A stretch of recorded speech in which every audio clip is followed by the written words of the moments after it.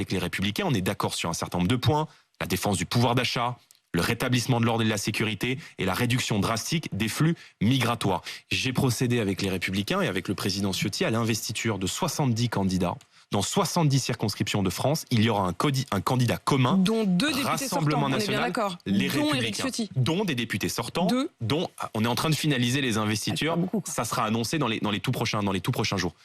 Voilà, la finalisation des investitures, c'est ce que disait ce matin sur RMC et BFM TV face à Pauline de Malherbe, Jordan Bardella, parce que il y a effectivement quelques dizaines, c'est en train de se mettre en place. 70 circonscriptions, alors c'est assez faible sur les 577. Éric Ciotti semble quand même un peu seul dans sa démarche. Il sera avec nous dans quelques minutes, il va s'expliquer.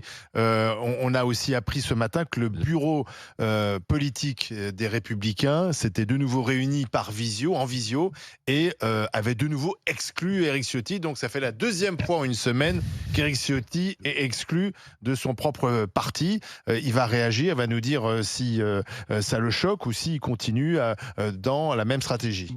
Bonjour Monsieur Ciotti. Bonjour. Merci d'être avec nous en direct dans les jugés. Merci à vous, en m'excusant de ne pas être chez vous, mais je viens d'arriver à Nice avec bonheur. Je sais pas si c'est avec bonheur, parce que visiblement il y a quelqu'un d'autre qui vous attend aussi à Nice, mais on n'en est pas là encore. Mais Éric Ciotti, que va dire vous êtes exclu pour la deuxième fois des Républicains là ce matin. Bon, écoutez, tout ça tourne un peu à la farce. S'il a fallu faire une deuxième fois, c'était que la première était illégale. La seconde l'est tout autant. Ils sont même des branquignoles dans les procédures et dans l'illégalité, au-delà de l'être un peu au niveau politique. Mais tout ça, je le regarde avec un peu de hauteur. C'est ridicule quand se joue lors de cette élection législative le destin de la France. Oui, mais ça vous fait quoi, Monsieur Ciotti, de voir quand même vos amis, je pense à Laurent Wauquiez, et vous étiez proche de Laurent Wauquiez, je pense à Gérard Larcher, à Bruno Retailleau, vos amis vous dire que vous faites fausse route? Écoutez, on a une analyse politique qui est très divergente. Mes amis aujourd'hui, ce qui me choque, leur décision, elle ne les grandit pas, mais peu importe.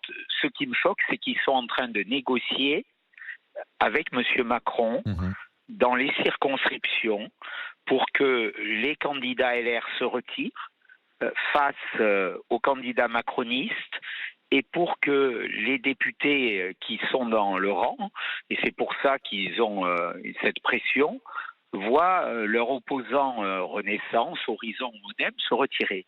Donc je le dénonce aujourd'hui. Vous avez des preuves de cela ? Vous avez des preuves ? Oui, c'est dans les Yvelines, notamment dans la circonscription d'Aurore Berger. Monsieur Larcher a fait retirer les candidats et il me remonte de beaucoup de départements, dans l'Essonne notamment, qu'il y a des grandes manœuvres et que tout le monde est en train de se retirer. Ça, c'est la première étape. Et la deuxième étape, on voit qu'une grande coalition se prépare entre la NUPES, la majorité et les ex-LR. C'est tout simplement un scandale absolu. Donc je le dis avec beaucoup de force, aujourd'hui il n'y a qu'un bloc, c'est le bloc national, cette alliance des républicains de droite, des hommes de droite, des hommes et des femmes de droite, et du Rassemblement national avec Jordan Bardella, pour s'opposer à ce qui est une véritable tentative de démocratique. Vous voyez quand même des députés LR qui seraient élus gouverner avec les communistes ou avec les insoumis. Mais on marche sur la tête. Mais qu'est-ce que ça peut donner pour la France? On n'en est pas là. Il faut être clair. C'est pour ça que ce que j'ai fait, quand je vois ce que mes anciens amis sont en train de produire, ça justifie rien qu'en cela ma décision. Je voyais bien qu'il y avait cette tentative, notamment de M. Larcher, qui voulait aller à Matignon, ce qui nous a fait beaucoup de mal pendant la campagne de François-Xavier Bellamy, qui a fait une belle campagne. Mais quand les électeurs me disaient dans la rue « Mais vous êtes où? Vous soutenez le gouvernement ?» Puisque là, M. Larcher, vous soutenez M. Macron. M. Larcher veut devenir Premier ministre.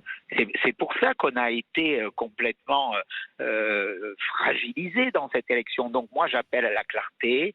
Aujourd'hui, le pays va mal, il chute, il sombre, plus d'insécurité, plus de violence, plus d'immigration, moins de pouvoir d'achat. C'est ce que vivent les Français. Et on va continuer en pire.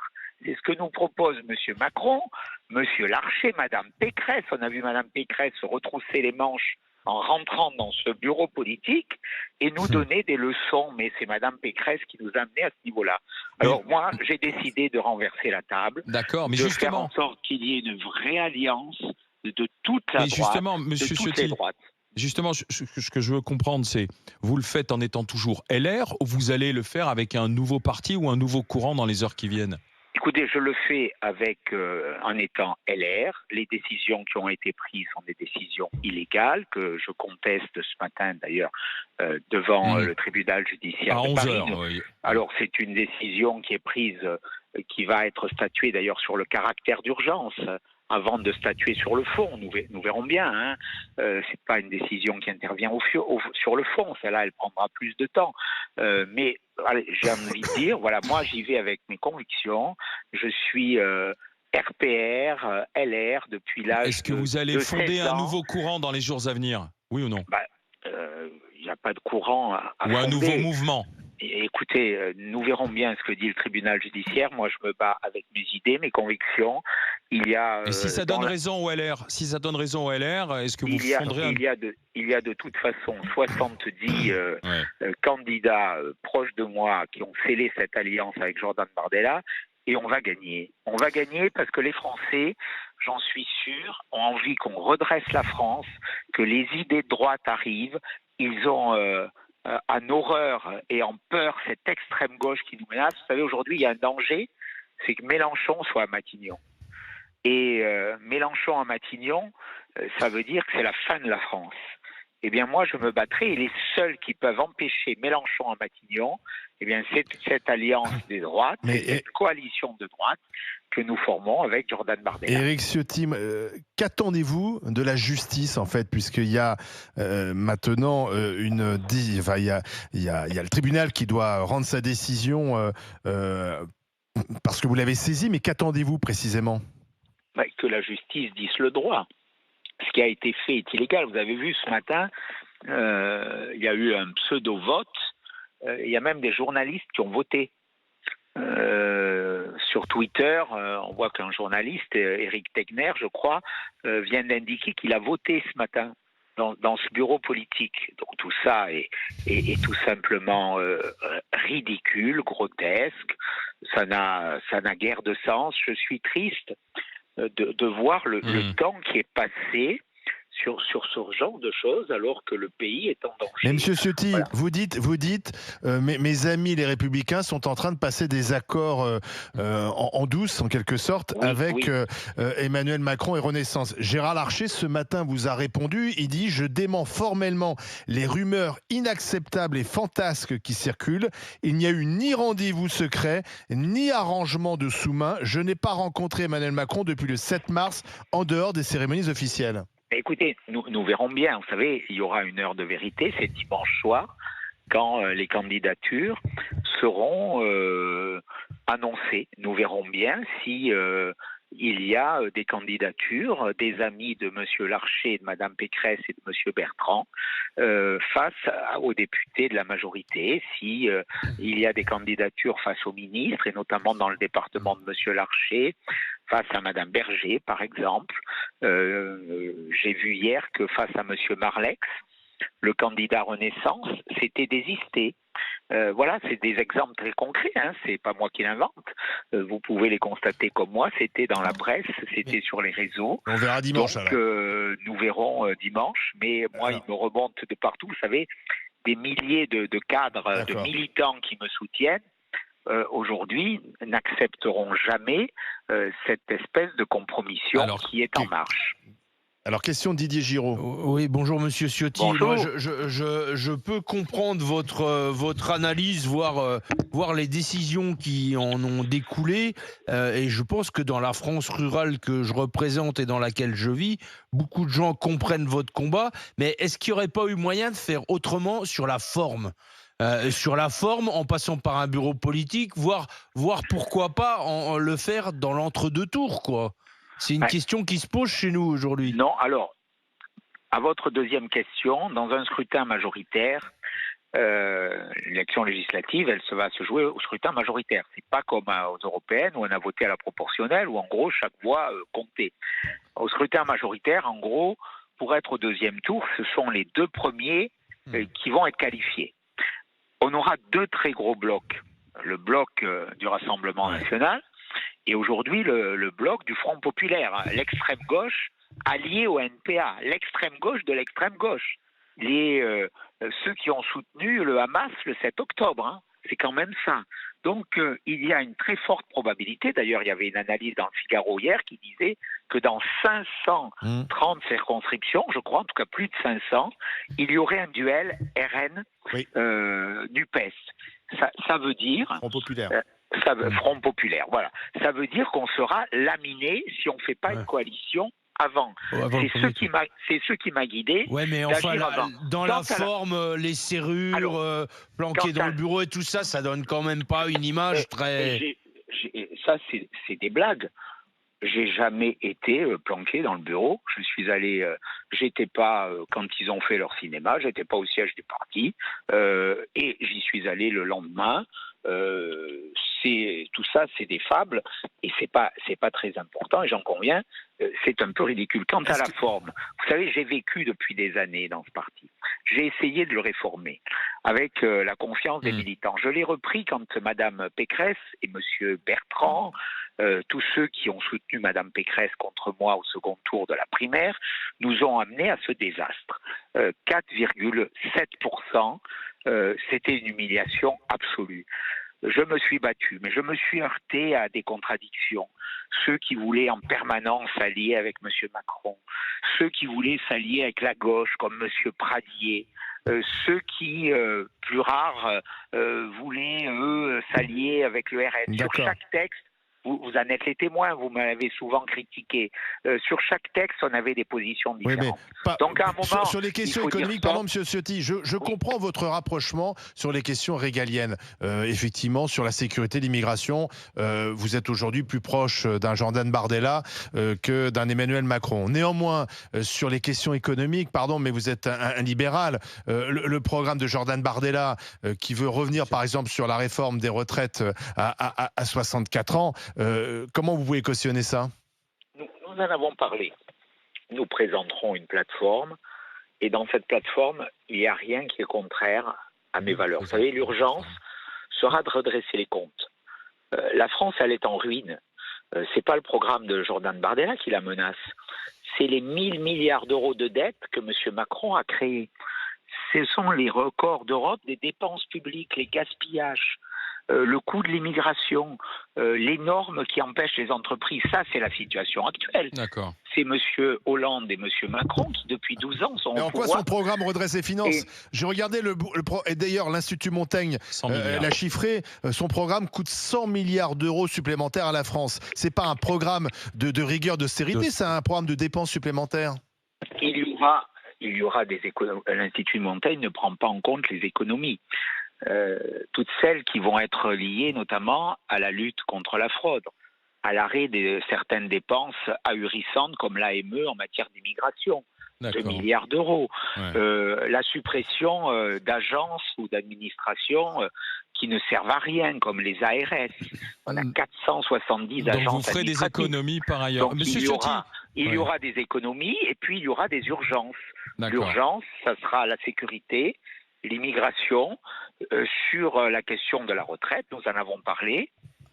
Et Jordan Bardella l'a dit, il y a ce qui est urgentissime pour sauver la France et ce qui interviendra dans une réforme ultérieure. Mais je serai là aussi pour faire en sorte que nous répondions aux attentes des Français. D'accord, parce que là vous dites, Monsieur Ciotti, c'est intéressant, vous dites nous répondrons. Donc en cas de gouvernement Bardella, vous en serez. Nous formons une coalition. Donc, en cas de gouvernement Bardella, vous en serez, vous serez ministre. Je ne parle pas à titre personnel. Moi, je souhaite que nous participons. Est-ce que vous souhaitez participer à un gouvernement dirigé par Jordan Bardella ? je souhaite participer à la coalition qui doit obtenir la majorité Mais absolue précisément, pour gouverner. si Jordan Bardella vous demande d'être ministre, vous en serez, vous direz oui. C'est pour prêt. la clarté de ceux qui vous suivent et qui iront voter. Oui ou non, monsieur Ciotti? Si le Premier ministre et Jordan souhaite Bardella, cette coalition, nous en serons, bien sûr. Deuxième question, rapide, parce que je sais qu'il faut vous lâcher. Moi, j'en ai une troisième aussi. Christian Estrosi, le maire de Nice, a dit que vous faisiez honte à la ville de Nice. Qu'est-ce que vous lui répondiez? Oh, écoutez, monsieur Estrosi est de plus en plus ridicule dans ses outrances. Je pense que c'est lui qui fait honte à la ville par ses attitudes, par son gaspillage d'argent, par tout ce qui aujourd'hui fait que les Niçois n'en peuvent plus de sa politique. Lui qui a suivi aveuglément monsieur Macron, comme d'autres. Il est avec monsieur Édouard Philippe. Si on en est là, oui, mais enfin, il a quand même soutenu dès 2017 monsieur Macron. Maintenant, il fait semblant de le faire oublier parce que monsieur Macron est impopulaire. Mais ça fait partie de ces traîtres, lui, monsieur Muselier, qui se sont évertués de faire du mal à notre famille politique au départ. Bon, ce que dit monsieur Estrosi m'importe peu. Monsieur Estrosi sera battu à Nice, j'en suis convaincu. Par vous C'est une étape qui viendra ultérieurement. Merci. Attendez, une dernière question, monsieur Ciotti. Dès les élections législatives, je vous en fais le pari, les trois candidats de monsieur Estrosi, de monsieur Macron et peut-être d'autres seront battus par les candidats que je soutiens, Christelle Dentorny, Bernard Schex. D'accord. Mais une question, monsieur Éric Ciotti. Le Monde raconte que vous avez orchestré avec Vincent Bolloré votre ralliement au Rassemblement national, que vous avez rencontré le milliardaire lundi matin. Vous confirmez?